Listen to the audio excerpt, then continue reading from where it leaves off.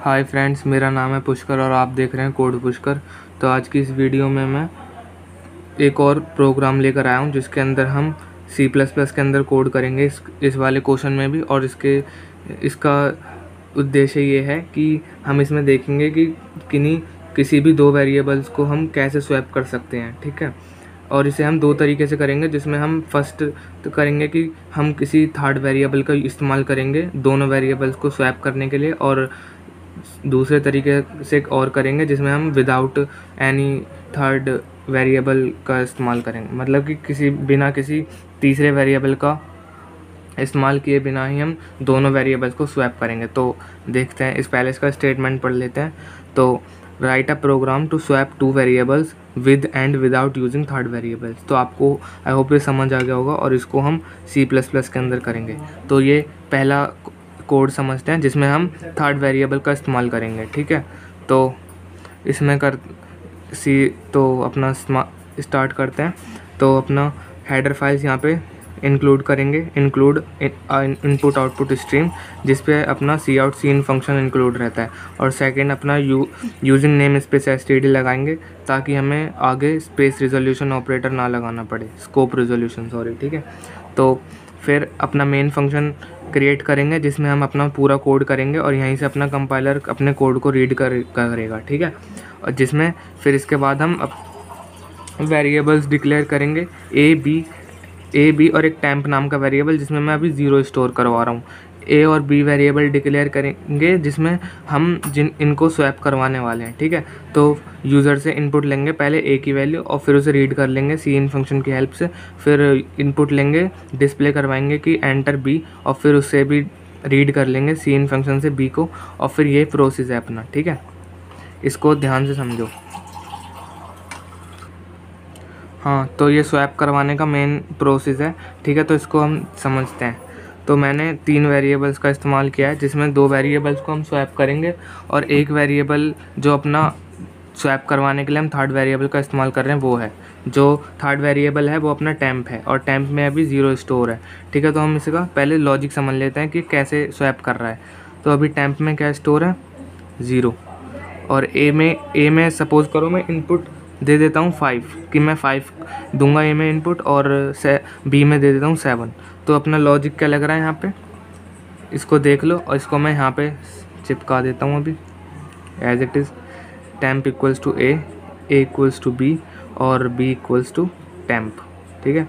तो ये है अपना इसको इक्वल्स टू ऑपरेटर, ठीक है। इसका काम, इसकी एसोसिएविटी जो होती है वो लेफ़्ट टू राइट होती है, मतलब कि किन्हीं भी दो ऑपरेंड के बीच में आप इसको लगाएंगे तो ये एक राइट वाले ऑपरेंड की वैल्यू लेफ़्ट वाले ऑपरेंड में, ऑपरेंड मतलब वेरिएबल, जो भी आप समझें वेरिएबल में बता रहा हूँ कि मतलब अगर आप इसको इक्वल टू को किन्हीं भी दो वेरिएबल्स के बीच में लगाएंगे तो वो राइट वाले वेरिएबल की वैल्यू लेफ़्ट वाले वेरिएबल में कॉपी कर देगा या पेस्ट कर देगा, जो भी आपको समझना है। मतलब कि ये समझो कि जो भी लेफ़्ट राइट वाले वेरिएबल की वैल्यू रहेगी ना, इंटीजर वैल्यू, न्यूमेरिकल वैल्यू, वो अपने लेफ़्ट वाले वेरिएबल को असाइन हो जाएगी, ठीक है। तो ये है इसका सिंपल डेफिनेशन, ठीक है।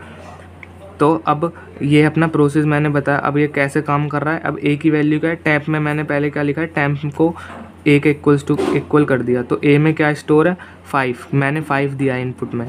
तो अब टैम्प में क्या था, 0, लेकिन टैम्प अब यहाँ पे ए के बराबर हो गया। तो ये एसोसिएविटी इसकी क्या होती है, इक्वल टू की left to right, sorry right to left, ठीक है।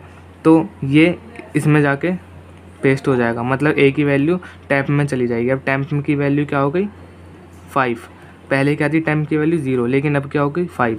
अब सेकंड स्टेटमेंट में आएगा, तो ए को मैंने 5 के इसके बी के बराबर कर रखा है, तो बी की वैल्यू ए में चली जाएगी। बी में क्या स्टोर है, 7, तो ए में अब क्या आ जाएगा, 7, ठीक है। लेटेस्ट वैल्यू ए की क्या होगी, 7, टैम्प की क्या होगी, 5। अब बी की वैल्यू, बी को मैंने टैम्प से असाइन कर दिया। अब टैम्प में क्या स्टोर है, 5। लेटेस्ट वैल्यू देखनी है मैं, वो नहीं जो मैंने इनिशियल वैल्यू थी वो नहीं देखनी, लेटेस्ट देखनी है। तो लेटेस्ट टैम्प में क्या स्टोर है, 5। अब 5 ये इसमें चला जाएगा बी में, ठीक है। तो बी की वैल्यू क्या हो जाएगी, बी की वैल्यू हो जाएगी 5। तो यहाँ पे अपना प्रोसेस ख़त्म हो जाएगा, और फाइनली हमें ए और बी की वैल्यू क्या मिल गई, ए की वैल्यू मिल गई 7 और बी की वैल्यू मिल गई 5, जो कि हमने इनिशियली क्या ली थी, इनिशियली हमने ए की वैल्यू 5 ली थी, बी की वैल्यू 7, और यहाँ पे देखो स्वैप हो चुकी, मतलब चेंज हो गई, ए की वैल्यू 7 होगी, बी की वैल्यू 5 हो गई। तो यहीं पे मैंने वो करा है, ये प्रोसेस लगा दिया कॉन्सेप्ट, और फिर मैंने बाद में डिस्प्ले करवा दिया कि ए की वैल्यू है ये, ए को कॉल कर दूंगा और बी की वैल्यू ये हो जाएगी, मतलब बी को कॉल कर दूंगा, बी इज़ जो भी बी की वैल्यू होगी वो यहाँ पे आ जाएगी। रिटर्न 0 लिख के मेन फंक्शन को क्लोज कर दूंगा और ये कोड ख़त्म हो जाएगा। ठीक है, तो ये मैंने करा है विद यूजिंग थर्ड वेरिएबल। ठीक है, विद यूजिंग थर्ड वेरिएबल। अब देख लेते हैं विदाउट यूजिंग थर्ड वेरिएबल। ठीक है, ओके, तो हाँ,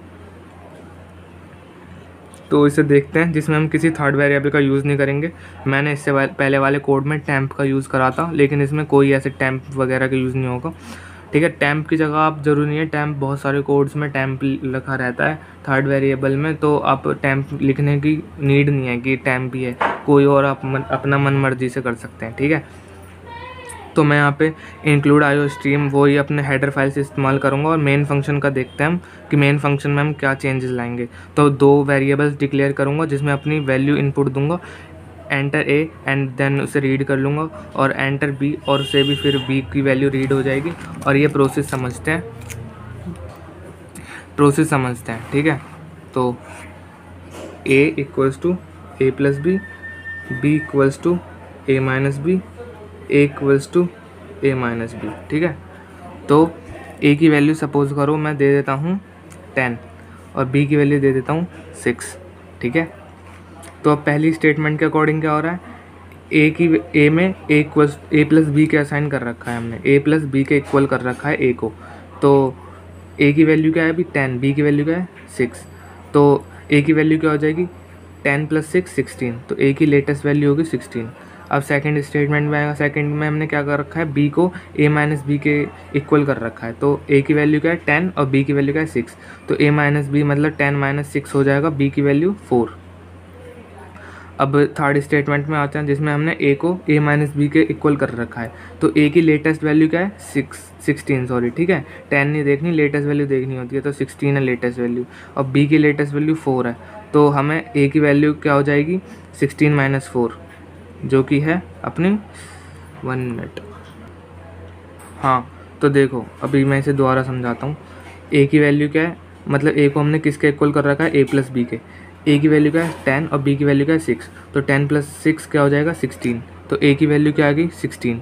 अब बी की वैल्यू क्या है 6 है अभी तो, लेकिन बी को हमने किसके इक्वल कर रखा है ए माइनस बी के, तो ए की वैल्यू क्या है 16 और बी की वैल्यू क्या है 6, तो 16 - 6 क्या हो जाएगा 10, तो बी की लेटेस्ट वैल्यू क्या आ गई 10।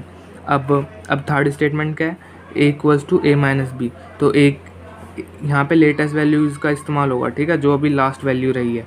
तो ए की लास्ट वैल्यू क्या रही है 16 और बी की लास्ट वैल्यू क्या रही है अपना 10, तो ए की वैल्यू क्या आ जाएगी 6, ठीक है 6 आ जाएगी, तो ए की लेटेस्ट वैल्यू 6 आ गई और बी की लास्ट वैल्यू क्या थी 10, ये बी की लास्ट वैल्यू 10, और इससे आप यहाँ मैच करेंगे, यहाँ पे मैंने ए की वैल्यू 10 ली थी, बी की वैल्यू 6, और यहाँ पे फाइनल रिजल्ट देखोगे तो दोनों की वैल्यू चेंज हो गई। ठीक है, तो वही अब इस प्रोसेस के द्वारा हम इसे इन्हीं 2 वेरिएबल्स को स्वैप कर सकते हैं, फिर अगेन देन इसे हम प्रिंट करवा देंगे कि ए इज़, देन ए को कॉल कर देंगे और बी को स्ट्रिंग बी इज़ लगा के बी को कॉल कर देंगे, और रिटर्न 0 लिख के इंट मेन फंक्शन जो भी अपना मेन फंक्शन था उसे क्लोज़ कर देंगे। ठीक है, अब इस कोड को हमने इसे यहाँ पे ड्राई रन तो समझ लिया है इसका, लेकिन सिंटैक्स वगैरह सब ठीक है। ठीक है, तो अब इसे रन करके एक बार चेक करते हैं, तो मैं वहाँ पे सिर्फ रन करूँगा, यहाँ पे मैंने ड्राई रन समझा दिया है, कोड बिल्कुल सही है, सिंटैक्स भी सही लगा है,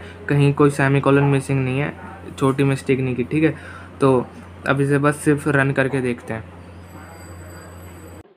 हाँ, तो यहाँ पे अब मैं अपना कोड लेकर आ गया हूँ स्वैप वाला। ठीक है, तो पहले हम देखते हैं, मैंने दोनों तरीके से यहाँ पे लिख लिया है कि विदाउट यूजिंग थर्ड वेरिएबल, और ऊपर लिखा है विद यूजिंग थर्ड वेरिएबल। तो पहले विद यूजिंग थर्ड वेरिएबल वाला देख लेते हैं, तो इसे रन करते हैं अभी। सॉरी सॉरी, ये क्या हो गया, ओके इसे रन करता हूँ।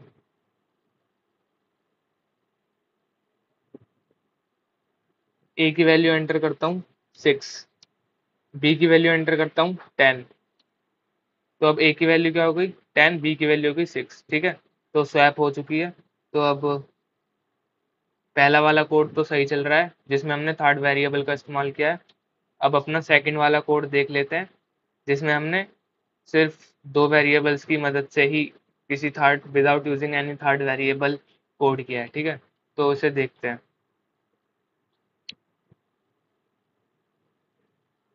ए की वैल्यू इनपुट देता हूँ 45, बी की वैल्यू इनपुट देता हूँ 39। तो ए की वैल्यू 39 आ गई है, बी की वैल्यू 45, तो सही चल रहा है ये भी।